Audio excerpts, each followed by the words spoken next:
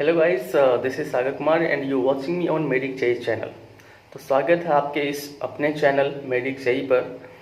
पिछले वीडियो में हम लोगों ने कवर किया था इंडियन सिविलाइजेशन एंड कल्चर का शॉर्ट समरी, और ये वीडियो है मैं आप लोगों को इसमें पढ़ाऊंगा इंडियन सिविलाइजेशन एंड कल्चर के बारे में।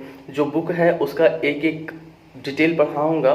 तो ये जो वीडियो रहेगा दो पार्ट में रहेगा, फर्स्ट पार्ट और सेकेंड पार्ट। ठीक है, अगर मैं एक ही पार्ट में कोशिश करूंगा तो ये वीडियो थोड़ा ज़्यादा लंबा हो जाएगा, तो इसलिए मैंने इसका दो पार्ट कर दिया हुआ है। तो आज का ये फर्स्ट पार्ट है इंडियन सिविलाइजेशन एंड कल्चर का, जिसमें हम लोग देखेंगे कि महात्मा गांधी ने क्या क्या कहा है हमारे कल्चर के बारे में, हमारे सिविलाइजेशन के बारे में, जो किस तरीके से क्या है सुपीरियर है दूसरे सिविलाइजेशन और कल्चर से। ठीक है, तो चलिए शुरू करते हैं। कहते हैं मोहनदास करमचंद गांधी 1869 टू 1948। महात्मा गांधी जिनका पूरा नाम क्या था, मोहनदास करमचंद गांधी, जिनका जन्म 1869 ईस्वी में 1869 और मरे कब वो 1948। ठीक है, पॉपुलरली नोन एज बापू और the father of the nation. जो लोकप्रिय हैं किस नाम से, बापू के नाम से, और father of the nation Bharat के राष्ट्रपिता के नाम से भी जाने जाते हैं, राष्ट्रीय पिता के नाम से जाने जाते हैं। Was more a spiritual leader than a politician. तो वह एक राजनीति से ज़्यादा कहीं क्या थे, एक स्पिरिचुअल लीडर थे, एक आध्यात्मिक नेता थे। He successfully use truth and non violence.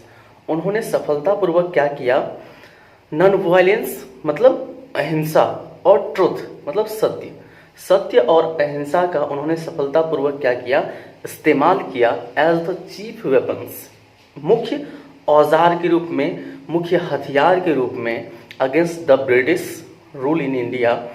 किसके खिलाफ उन्होंने, जो भारत में अंग्रेजी शासन थी, अंग्रेज थे यहाँ पर। ठीक है, तो उसके खिलाफ उन्होंने क्या किया था, ट्रुथ सत्य और नॉन वायलेंस अहिंसा का क्या किया था, मुख्य औजार के रूप में यूज किया था। And helped India gain independence, और भारत को आज़ादी दिलाने में मदद की। ओके, नेक्स्ट कहता है फ्रॉम 1915 टिल 1948। 1915 से लेकर 1948 तक ही कंप्लीटली डोमिनेटेड इंडियन पॉलिटिक्स। उन्होंने भारतीय राजनीति पर अपना प्रभुत्व कायम रखा, अपना प्रभाव रखा। ठीक है, he died eight hands of a fanatic. जैसा कि हम लोग समरे में भी देख चुके हैं, आप लोग जानते ही होंगे कि उनको मारने वाले जो थे एक कट्टरपंथी थे, जिनका नाम क्या था, नाथुराम गॉडसे। ठीक है, तो यही कहता है he died at the hands of a fanatic on 30 जनवरी 1948। तो 30 जनवरी 1948 ईस्वी में वह एक कट्टर के हाथों मारे गए। हिज ऑटोबायोग्राफी, उनकी जो स्वजीवनी है, my experiments with truth and the numerous articles that he wrote for Young India. और बहुत सारे ऐसे आर्टिकल्स जो उन्होंने क्या किया, लिखा, किसके लिए, यंग इंडिया के लिए। एंड द स्पीचेज, और जो भाषण है, that he delivered on different occasions, जो उन्होंने अलग अलग अवसरों पर दिया। रिवील हिम, बताता है उसके बारे में, एक्सप्लेन करता है, इलस्ट्रेट करता है। Not only as an original thinker, कि सिर्फ वो एक क्या थे, ओरिजिनल थिंकर ही नहीं थे, एक मतलब अच्छे विचारक ही नहीं थे, but also as a great master of chest. मतलब वो एक पवित्र आत्मा भी थे, उसके मालिक भी थे। ठीक है, इडियोमैटिक इंग्लिश, और साथ साथ में इडियोमैटिक इंग्लिश की क्या थे, मास्टर भी थे। इन द फॉलोइंग एक्सट्रैक्ट, ये जो यहाँ पर मतलब उन्होंने इंडियन सिविलाइजेशन एंड कल्चर की बात की है, तो उन्होंने जो एक्सट्रैक्ट मतलब उसमें जो कुछ भी उन्होंने मतलब अच्छी अच्छी चीज़ें थी उसको एक्सट्रैक्ट करके निकाला गया और यहाँ पर रखा गया है। तो इसमें वो किसके बारे में बात करते हैं, कहता है Gandhi ji talks about the sound foundation of Indian civilization. Gandhi ji बात करते हैं कि किस तरीके से जो मतलब भारतीय सभ्यता है उसकी नींव रखी गई, और वो अभी तक जिंदा है। Which has successfully withstood the passage of time, जो अभी तक क्या है, मतलब ये समय के प्रवाह के साथ साथ अभी तक खड़ी है, अभी तक अडिग है, वो हिली डुली नहीं है, मतलब इस पर कोई आंच नहीं आया है। जैसा कि आप लोग जानते होंगे कि बहुत सारे ऐसे सिविलाइजेशन हैं जो कंप्लीटली क्या हो चुके हैं, ख़त्म हो चुके हैं, लेकिन जो भारतीय सभ्यता है वो समय के प्रवाह के साथ साथ क्या है, अभी तक खड़ी है, चल रही है।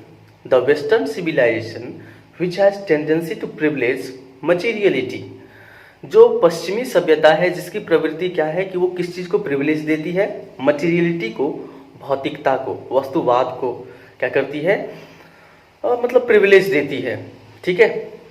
Which can not match the Indian civilization that elevates the moral being, जो क्या कर सकती है, कहीं से भी किसी भी तरीके से भारतीय सभ्यता को मैच नहीं कर सकती है, उसके कंपैरिजन में भी नहीं है, जो किस चीज़ को एलिवेट करती है, मॉरल विंग को, मतलब नैतिक वैल्यू को। तो यही महात्मा गांधी कहते हैं कि जो वेस्टर्न सिविलाइजेशन है वो मटीरियलिटी को क्या करती है, प्रिविलेज देती है, और जो हमारी सभ्यता है वो किस चीज़ को प्रिविलेज देती है, मॉरल बीइंग को, नैतिक महत्व को। चलिए अब क्या कहता है, आई बिलीव दैट, मेरा मानना है, मेरा विश्वास है, दैट द सिविलाइजेशन इंडिया, कि जो भारत की सभ्यता है, हैज़ इवॉल्व, जो विकसित हुई, is not be beaten in the world, उसे संसार में कहीं भी हराया नहीं जा सकता है, वो किसी से छिपा हुआ नहीं है, ठीक है। तो जो भारतीय सभ्यता है उसे किसी भी तरीके से दबाया नहीं जा सकता है, उसे कोई हरा नहीं सकता है। Nothing can equal the seeds sound by our ancestors, और जो हमारे पूर्वजों ने बीज बोया उसकी बराबरी कोई नहीं कर सकता है। रोम वेंट, रोम गया, Greece share the same fate, Greece का भी वही हालत हुआ, उनका भी नसीब वही हुआ। The might of the pharaohs was broken, जो पैराओस होता है वो क्या होता है, इजिप्ट के शासक को क्या कहते हैं हम लोग, पैराओस कहते हैं। तो जो उनकी शक्ति थी वो भी क्या हो गई, खत्म हो गई, टूट गई। Japan has become westernised, Japan का हो गया वेस्टर्नाइज, हो गया, पूरी तरीके से पश्चिमीकृत हो गया। Of China nothing can be said, China ने कुछ नहीं किया, चाइना ने कुछ नहीं बोला, बट इंडिया इज स्टिल, लेकिन जो भारत है वो स्थिर रहा, ठीक है, अडिग रहा, उन्होंने कोई कंप्रोमाइज़ नहीं किया। भले ही अभी के टाइम में 80% जो हमारे भी यहाँ के लोग हैं, भारतीय लोग भी हैं, वो मॉडर्न सिविलाइजेशन को कॉपी कर चुके हैं, ठीक है, लेकिन फिर भी जो हमारी सभ्यता है अभी बाकी है। दूसरे की सभ्यता खत्म हो चुकी है, लेकिन हमारी सभ्यता अभी भी क्या है, बाकी है। तो कहता है समहाउ और other sound at the foundation, तो किसी भी तरीके से जो भी हो, लेकिन हमारी सभ्यता अभी भी बाकी है। जो फाउंडेशन हमारे एंसेस्टर ने किया था वो अभी भी क्या है, बाकी है। The people of Europe learn their lessons from the writings of the men of Greece और रोम, तो जो यूरोप के लोग हैं उन्होंने अपना पाठ कहाँ से सीखा, ग्रीस और रोम के लोगों ने जो लिखा था उनसे उन्होंने क्या किया, सीखा। Which exist no longer in their former glory, जो लंबे समय तक अपने महिमा को लेकर के, अपने यश को लेकर के, मतलब ज़्यादा दिन तक एग्जिस्ट नहीं कर पाए। In trying to learn from them, तो उनसे सीखने की कोशिश में द यूरोपियंस इमेजिन, तो जो यूरोप के लोग हैं उन्होंने क्या किया, इमेजिन किया that they will avoid the mistakes of Greece and Rome, कि वो क्या करेंगे, जो गलती किसने की, ग्रीस और रोम ने, उससे क्या करेंगे, वो बचेंगे, उससे अवॉइड करेंगे। ओके, कहता है such is their pitiable condition, तो ये उनकी जो स्थिति है बहुत ही क्या है, दयनीय है। किनकी, रोम और ग्रीस की, ठीक है, जिन्होंने अपनी सभ्यता को पूरी तरीके से क्या किया, खो दिया, खत्म हो गई उनकी सभ्यता। In the midst of all this, इन सब के बीच में इंडिया रिमेन्स इमोवेबल, इंडिया जो है वो अडिग रही अपने पथ पे, मतलब हमारी जो सभ्यता है वो विचलित नहीं हुई, and that is her glory, यही तो इसकी क्या है, महिमा है, यही इसका यश कीर्ति है। It is a charge against India, कि भारत के ऊपर क्या है, एक आरोप है। क्या आरोप है? दैट हर पीपल, कि यहाँ के जो लोग हैं, ये जो भारत के लोग हैं, आर सो अनसिविलाइज्ड, बहुत ही ज़्यादा क्या है, असभ्य है, इग्नोरेंट है, मतलब नादान है, एंड स्टॉलिड, मतलब उनको मतलब कोई भी चीज़ सिखाया नहीं जा सकता या फिर वो सीख नहीं सकते, ठीक है, स्थिर है, स्टॉलिड है। That is not possible to induce them to adopt any changes, कि इसमें संभव ही नहीं है कि उसको क्या किया जाए, किसी दूसरे चीज़ों में क्या किया जाए, अडॉप्ट किया जाए या उस पर कोई चेंजेस लाया जाए। हम लोग इतने असभ्य हैं, तो ये हमारे ऊपर क्या है, एक आरोप है जो बहुत सारे लोगों ने लगाया है, ठीक है। कहता है it is a charge really against our merit, तो यह सच में क्या है, एक चार्ज है, आरोप है हमारे गुण पर, ठीक है, कि हम किसी भी स्थिति में अपने आप को क्या कर सकते हैं, बदल नहीं सकते। हम इतने ज़्यादा स्टॉलिड हैं, मतलब स्थिर हैं, अज्ञान हैं, असभ्य हैं, कि हम किसी और चीज़ में अपने आप को अडॉप्ट नहीं कर सकते, हम अपने आप में चेंजेस नहीं ला सकते हैं। तो यह सच में क्या है, हमारे ऊपर क्या है, एक आरोप है हमारे गुणों के विरोध में, कि हम में ऐसा कोई गुण नहीं है कि हम किसी और चीज़ में क्या कर सकते हैं, चेंज कर सकते हैं। What we have tested, तो महात्मा गांधी जी यहाँ पर कहते हैं कि जो मैंने एक्सपीरियंस किया है, अलग अलग जगहों पर जाकर के अलग अलग चीज़ों को देखा है, अलग अलग सभ्यताओं को देखा है, अलग अलग सभ्यताओं से सीखा है, तो यही what we have tested and found, और पाया true on the anvil of experience, अपने जो मतलब अनुभव के आधार पर, कि एक एनविल मीन्स क्या होता है, निहाई, ठीक है। इसमें जो लोहार होता है वो क्या करता है, एक लोहे को पीट पीट करके कुछ बना लेता है, तो मतलब उस पर वो मेहनत करता है। तो यही है कि अनुभव के आधार पर उन्होंने क्या किया, पाया, सच्चाई को पाया। वी डेयर नॉट चेंज, कि हम लोग हिम्मत नहीं करते हैं क्या करने की, परिवर्तन करने की। मतलब ये नहीं कि परिवर्तन नहीं कर सकते हैं, लेकिन हम अपने सभ्यता को नहीं छोड़ सकते। हमारी सभ्यता सबसे अच्छी है, तो हम इस सभ्यता को क्यों छोड़ें, ठीक है। तो यही कहता है कि वी डेयर नॉट चेंज, कि हम लोग हिम्मत नहीं करते हैं बदलने की, अपनी सभ्यता को छोड़ने की। Many thrust their advice upon India, बहुत सारे लोगों ने क्या किया, अपनी अपनी जो सलाहें हैं वो क्या इंडिया पर थोप दिया, क्या है, एंड सी रिमेन्स स्टडी, ये जो हमेशा है मतलब स्थिर रहती है, एक ही जगह रहती है। दिस इज हर ब्यूटी, और यही इसकी क्या है, सुंदरता है। It is the seat anchor of our hope, और यह हमारे आश्रय, मतलब जो आश्रय है, आशा है, कि हम अपने सिविलाइजेशन को क्या करें, मेंटेन करके रखें, हम अपने सिविलाइजेशन को पकड़ करके रखें, उससे जुड़े रहें। हमें किसी और सभ्यता से कुछ भी सीखने की ज़रूरत नहीं है। हमारी सभ्यता अपने में क्या है, बेहतर है। Civilization is that mode of conduct which points out to man the path of duty. कहता है सिविलाइजेशन एक विचार है, एक व्यवहार है, या एक छवि है चलाने की। क्या चीज़, कि एक व्यक्ति को वो क्या करती है, अपने ड्यूटी पर, अपने कर्मा पर ध्यान दिलवाती है, उसको अपने कर्तव्य की ओर ले जाती है, उसके पथ पर ले जाती है, उसके रास्ते पर ले जाती है। Performance of duty and observance of morality are convertible terms. जो ड्यूटी का परफॉर्मेंस है और जो ऑब्जर्वेंस है मोरालिटी की, नैतिकता की। नैतिकता मतलब क्या होता है, कि जो हम लोग सच को सच कहते हैं, झूठ को झूठ कहें, जो चीज़ सही है उसके फेवर में रहें, ठीक है, उसके पक्ष में हमेशा रहें। यही क्या होता है, मॉरलिटी। तो ये कहता है performance of duty and observance of morality are convertible terms. दोनों क्या है, एक दूसरे के परिवर्तनीय जो मतलब शब्द है, ठीक है। To observe morality is to attain mastery over our minds. तो जो हम लोग मास्टरी की बात करते हैं, किसमें, मॉरलिटी में, वो किस पर होता है, हमारे मन पर, हमारे दिमाग पर। एंड आर पैशंस, और हमारे जो जोश जुनून होता है ना, उस पर हम लोग क्या कर सकते हैं, मास्टरी अटेन कर सकते हैं, मतलब उसको कंट्रोल कर सकते हैं।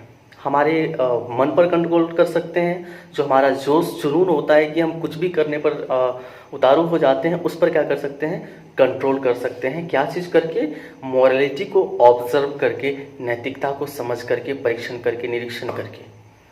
सो डूइंग वी नो आवरसेल्व्स, और इस प्रकार से क्या कर सकते हैं, मतलब इस प्रकार से हम लोग अपने आप को जान सकते हैं। ठीक है।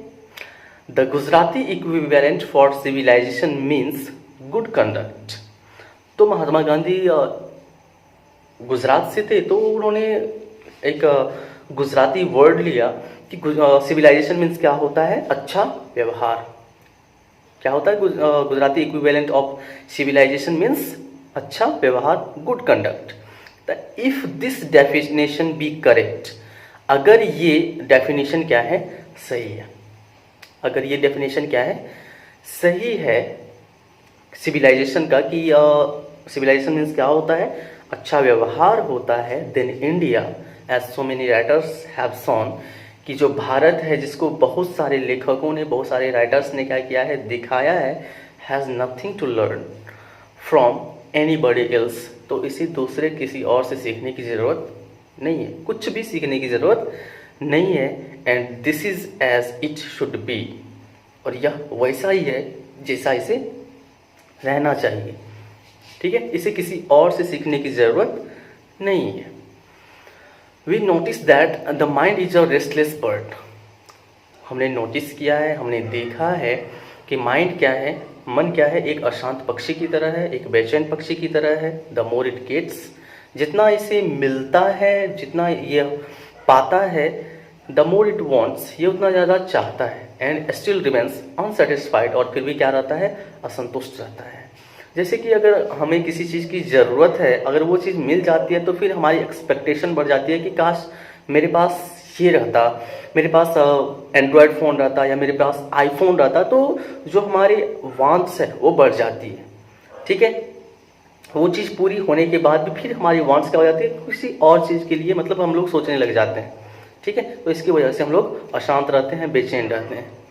The more we indulge in our passions, जितना हम लोग अपने पैशन से, अपने जोश जुनून में लीन हो जाते हैं, the more unbridled they become, ये उतना ज़्यादा क्या हो जाता है, अनकंट्रोल्ड हो जाता है, मतलब हम उसमें जाकर के उलझ जाते हैं। आर एंसेस्टर्स, हमारे पूर्वज, देयरफॉर, इसलिए क्या किए, set a limit to our indulgences, जो ये जो हमारी लीनता है उस पर क्या किए, एक लिमिट लगा दिए, एक सीमा तय कर दी कि हम लोग इसमें इतना ही ज़्यादा क्या हो सकते हैं, लीन हो सकते हैं, इससे ज़्यादा हमको सोचने की ज़रूरत नहीं है। दे सॉ दैट, उन्होंने देखा कि happiness was largely a mental condition, कि हैप्पीनेस क्या है, लार्जली जो मतलब डिपेंड करता है किस चीज़ पर, मानसिक स्थिति पर, कि हमारी मानसिक स्थिति कैसी है, कि हमारे पास जितना है हम उसी में संतुष्ट हैं, या फिर अगर ज़्यादा कोशिश कर रहे हैं तो फिर हमारा मन क्या हो जाता है, अशांत हो जाता है। ठीक है, तो उन्होंने देखा था, हमारे पूर्वजों ने इसीलिए हमको क्या किया, इन सारी चीज़ों से रोक करके रखा, लग्जरी से रोक करके रखा, जो फिजिकल कंफर्ट है उसको एक सर्टेन लेवल तक ही लिमिट रखा, हम उसमें ज़्यादा इन्वॉल्व ना हो, इन सब से क्या किया, हम लोगों को बचा करके रखा। कहता है a man is not necessarily happy because he is rich, कि एक व्यक्ति जरूरी नहीं है कि वो क्या हो, खुश हो, क्योंकि वह क्या है, अमीर है, धनी है। जरूरी नहीं है कि एक व्यक्ति जो मतलब धनी है वो खुश हो, और unhappy because he is poor, और एक व्यक्ति जो गरीब है वो ना खुश हो, ऐसा कुछ भी नहीं है। सब चीज़ डिपेंड करता है हमारे मेंटल कंडीशन पर। मान लीजिए हमारे पास बहुत सारे पैसे हैं लेकिन हमारा हेल्थ सही नहीं है, तो फिर हम उस पैसे का लाभ नहीं ले पाएंगे और हम लोग खुश नहीं रह पाएंगे। ठीक है, यही कहता है the rich are often seen to be unhappy, जो अमीर लोग हैं उनको प्रायः नाखुश देखा गया है, अपने आप से असंतुष्ट देखा गया है, बेचैन देखा गया है। The poor to be happy, और जो गरीब लोग हैं उनको, उनके पास जितनी ही चीज़ें होती है, जितनी आवश्यकता की चीज़ें हैं उतनी हैं, और वो उसी में क्या रहते हैं, खुश रहते हैं। उसे और किसी की ज़रूरत नहीं होती और किसी चीज़ की ज़रूरत नहीं होती है, वो बस 2 पैसे कमाते हैं, अपनी ज़िंदगी आराम से जीते हैं।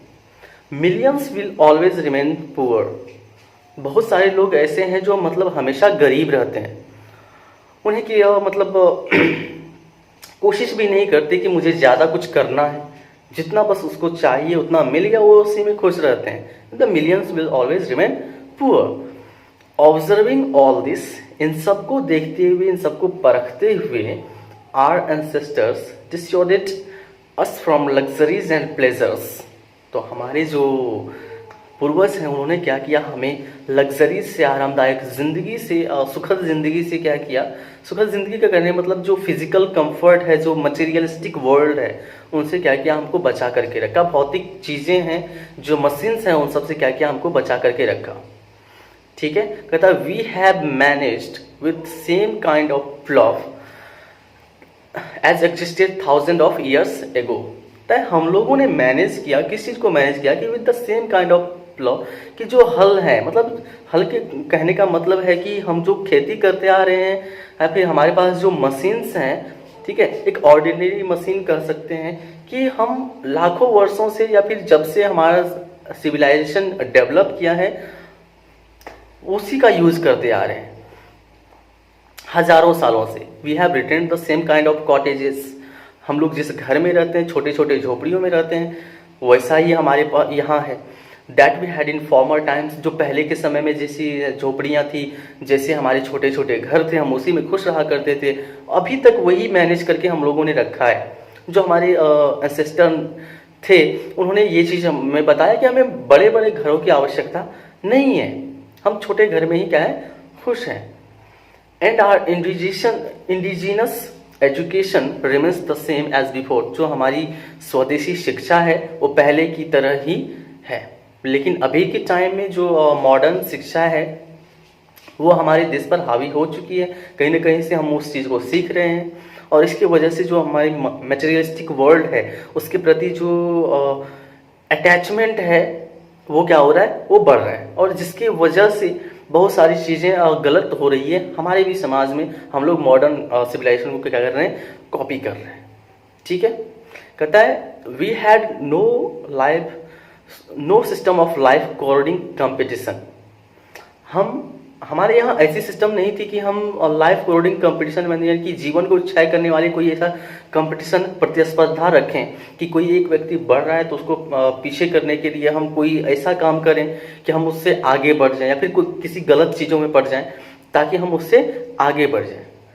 जो समाज में आगे बढ़ते थे हम उसका वेलकम करते थे, लेकिन आज के टाइम में ऐसा कुछ भी नहीं है। हम चाहते हैं कि वो आगे ना बढ़े, हम आगे बढ़ जाएं, उसका पैर खींचने में लगे रहते हैं कि कोई व्यक्ति आगे ना बढ़ पाए, हमसे आगे ना बढ़ पाए। तो ऐसी कोई सिस्टम नहीं थी हमारे यहाँ, लाइफ कोऑर्डिनेटिंग कंपटीशन नहीं थी। Each followed his on occupation और ट्रेड। तो जो भी लोग थे वो क्या करते थे, अपने व्यवसाय को, अपने जो ट्रेड, अपना जो व्यापार है उसको क्या करते थे, फॉलो करते थे। एंड चार्ज और रेगुलर वेज, और जो उनका एक अपना मतलब वेतन था, जो उनका मेहनतनामा था, उसको क्या करते थे, चार्ज करते थे, मतलब वो लेते थे वो। ठीक है, it was not that we did not know. अब ऐसा नहीं था कि हम लोग नहीं जानते थे। क्या चीज़ नहीं जानते थे, हाउ टू इन्वेंट मशीनरी, कि मशीनों का आविष्कार कैसे किया जा सकता है या कैसे किया जाता है। बहुत सारे लोग ऐसे हैं जो कहते हैं कि जो भारतीय होते हैं वो नई नई चीज़ों का आविष्कार नहीं कर पाते हैं, उसमें क्रिएटिविटी नहीं है। नहीं, ऐसा नहीं है कि हम लोग मशीन का आविष्कार नहीं कर सकते, नहीं कुछ भी मतलब नया नहीं सोच सकते, ऐसा कुछ भी नहीं है। But our forefathers knew that, जो हमारे पूर्वज थे, जो हमारे परदादा सब थे, वो सब जानते थे कि if we set our hearts after such things, कि अगर हम लोगों ने अपना दिलो दिमाग क्या किया, इन सारी चीज़ों में लगा दिया, मशीनों में लगा दिया, we would become slaves and lose our moral fibres. तो जो हमारा दिमाग है, हम लोग मतलब दिलो दिमाग अगर इस चीज़ में सेट कर देते हैं, किस चीज़ में, मशीनों में सेट कर देते हैं, तो हम लोग इनके क्या हो जाएंगे, गुलाम हो जाएंगे। जैसे कि अभी के टाइम में हम लोग सोशल मीडिया से बहुत ज़्यादा क्या है, जुड़े हुए हैं। मोबाइल के बिना हम लोग एक पल भी नहीं रह सकते। उसी टाइप से कि अगर हम लोगों ने इन सब के पीछे अपना दिमाग लगा दिया, इन सब के पीछे पड़ गए, तो फिर क्या होगा, जो हमारा मोरल फाइबर्स है, मतलब नैतिक चरित्र है, वो क्या हो जाएगा, खत्म हो जाएगा। हम लोग उसके गुलाम हो जाएंगे, मशीनों के गुलाम हो जाएंगे। They therefore after due deliberation decided that we should only do what we could with our hands and feet. तो इसलिए उन्होंने क्या किया था, मतलब हमको रोक करके रखा और उन्होंने निर्णय लिया कि हमें जो है बस वही करना चाहिए जो हम लोग अपने हाथ पैरों से कर सकते हैं। हाथ पैरों से करने का मतलब ये हुआ कि अगर हम लोग हाथ पैरों पर ज़्यादा भरोसा रखेंगे तो हम लोग स्वस्थ भी रहेंगे, हमारा मेंटल कंडीशन सही रहेगा, हर एक चीज़ सही रहेगा। तो हमारे जो फोर फादर्स थे वो इन सारी बातों को जानते थे। They saw that our real happiness and health consisted in a proper use of our hands and feet. तो उन्होंने देखा कि जो रियल हैप्पीनेस है, सच्चाई, मतलब जो सच में खुशी वाली चीज़ है, जो हमें खुशी देती है सच में, वो किस पे डिपेंड करता है, हमारे proper use of hands and feats.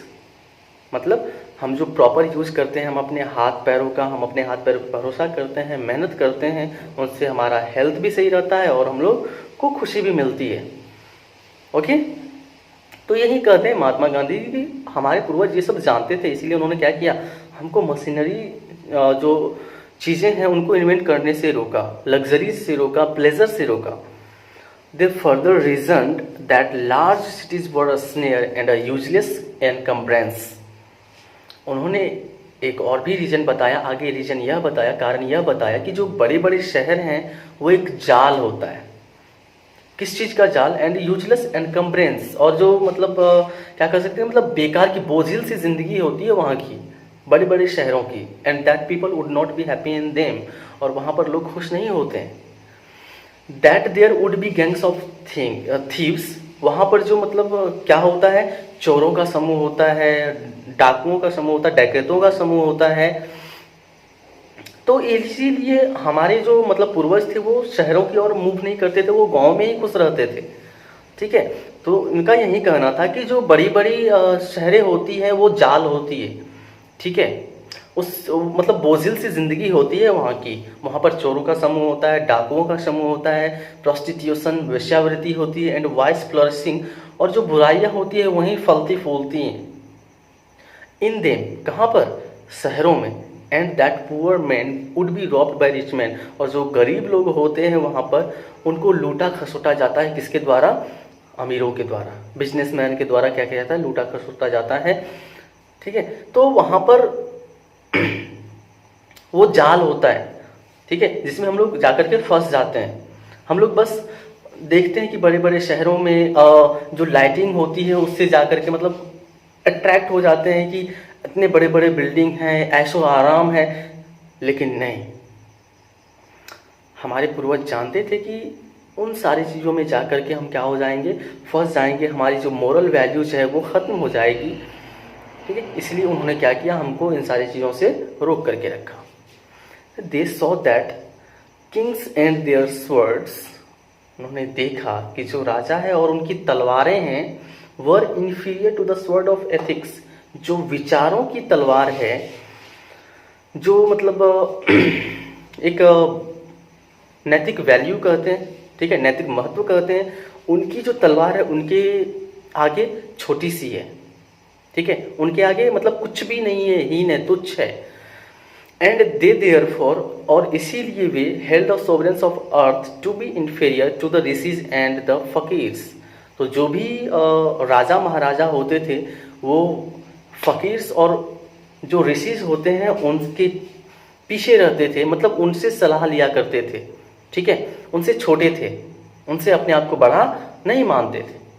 और nation with a constitution like this, कि एक राष्ट्र जिसमें इस प्रकार का क्या हो, शासन व्यवस्था हो, संविधान हो, is fitter to teach others, वो फिट है दूसरे को सिखाने के लिए, दैट लर्न फ्रॉम अदर्स, दूसरे से सीखने के लिए नहीं, दूसरे को सिखाने के लिए, जिसमें इस प्रकार की क्या हो, व्यवस्था हो, इस प्रकार के लोग हों। ठीक है, तो वो दूसरे को सिखाती है, दूसरे से सीखती नहीं है। यही हमारी क्या है, भारतीय सभ्यता है, जो दूसरे को सिखाती है, हमको दूसरे से कॉपी करने की जरूरत नहीं है। Okay, this nation had courts, lawyers and doctors, ये जो राष्ट्र है इसकी अपनी अदालत है, अपना दरबार है, लॉयर्स हैं, वकील्स हैं और डॉक्टर्स हैं, but they were all with in bounds, लेकिन उन सब वो सब क्या है, एक बाउंड में है, मतलब एक सीमा रेखा के अंदर ही है, ठीक है। उनका एक लिमिट है कि वो इस चीज़ को नहीं कर सकते हैं या फिर ये नहीं कर सकते हैं, ठीक है। Everybody knew that these professions were not particularly superior. सब जानते हैं कि ये जो प्रोफेशंस है उनके लिए मतलब ज़्यादा सुपीरियर नहीं है, ठीक है। कहता है moreover these vakils and vaids did not rob people. तो जो भी वैद होते हैं, वकील्स होते हैं, वो क्या करते हैं, लोगों को लूटते नहीं है। पहले के टाइम में नहीं लूटते थे, लेकिन आजकल के तो डॉक्टर्स हैं, जैसे कि अभी कोरोना का टाइम चल रहा है, तो बहुत सारे ऐसे भी लोग हैं जो क्या करते हैं, मतलब अपने फ़ायदा के बारे में सोच रहे हैं, ठीक है। तो पहले के टाइम में ऐसा नहीं होता था। दे वर कंसिडर्ड पीपल्स डिपेंडेंट। उनको ऐसा माना जाता है कि वो सब लोगों पर क्या है, निर्भर है। एक वकील जो है, एक वैद्य जो है, मतलब डॉक्टर जो है, वो लोगों पर डिपेंड करता है, ठीक है, लोगों पर आश्रित रहता है, निर्भर रहता है, नॉट देयर मास्टर्स, उसके मालिक नहीं होते वो, ठीक है। कहता है जस्टिस वॉज टॉलरेबली फेयर।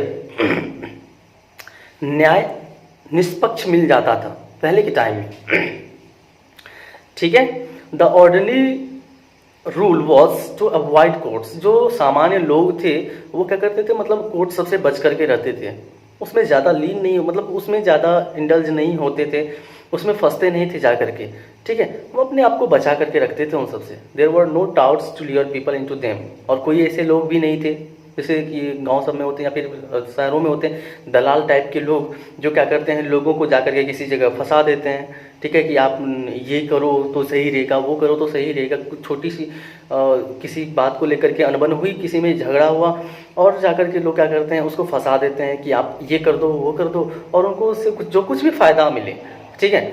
तो पहले के टाइम में लोग ऐसे नहीं थे, मतलब दलाल सबके चक्कर में नहीं पड़ते थे।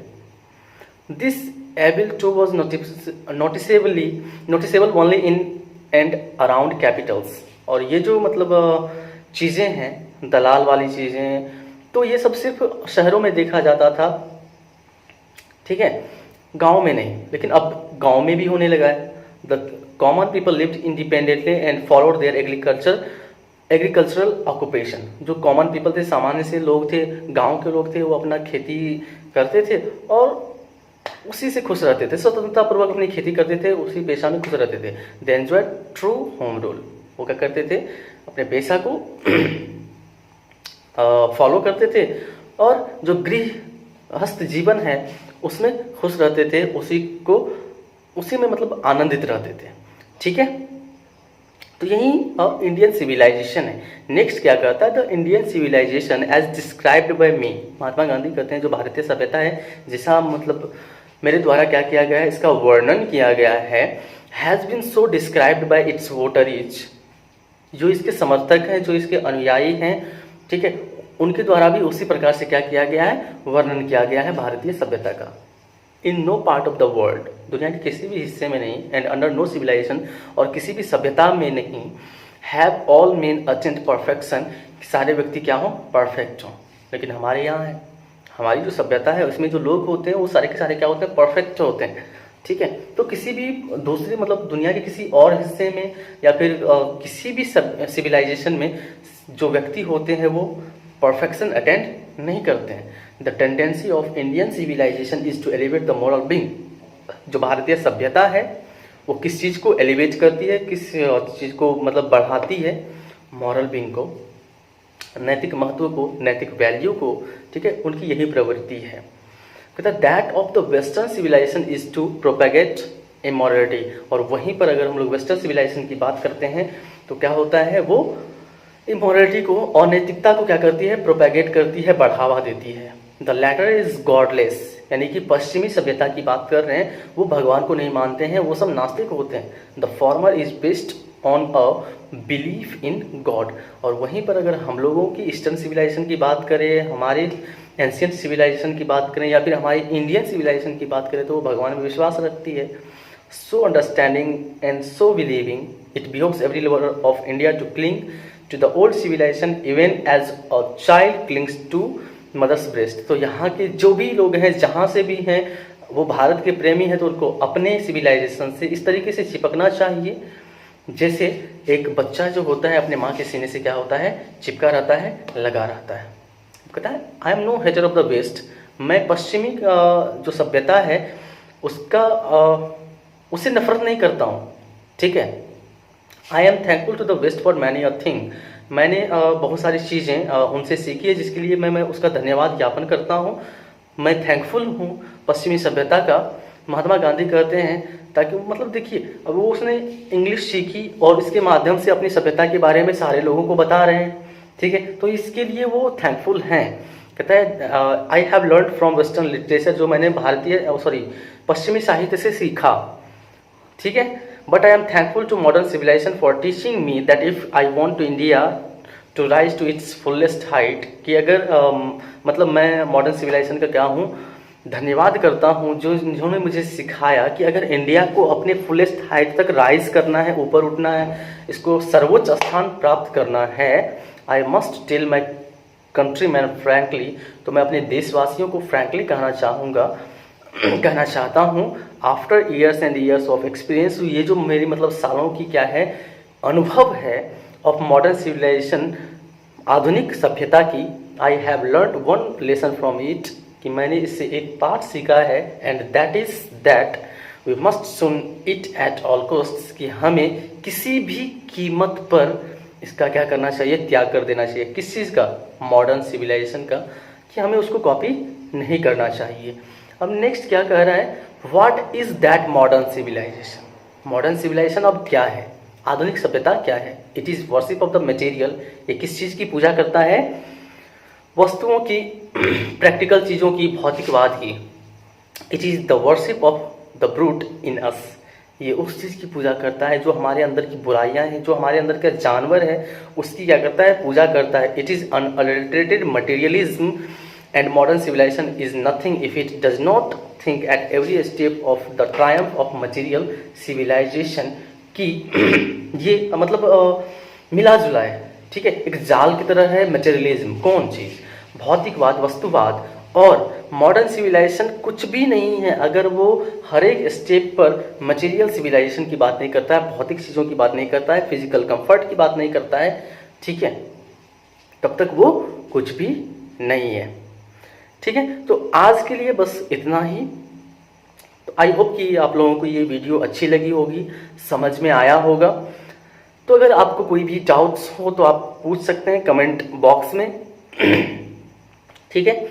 और नेक्स्ट वीडियो हमारा बस 1-2 रोज में ही आ जाएगा, ये चैप्टर कंप्लीट हो जाएगा, और साथ साथ में हम लोग जो एक और वीडियो इस टॉपिक पर रहेगा जिसमें हम लोग क्वेश्चन के बारे में डिस्कस करेंगे, जो भी ऑब्जेक्टिव टाइप है या फिर सब्जेक्टिव टाइप क्वेश्चंस है उसके बारे में डिस्कस करेंगे।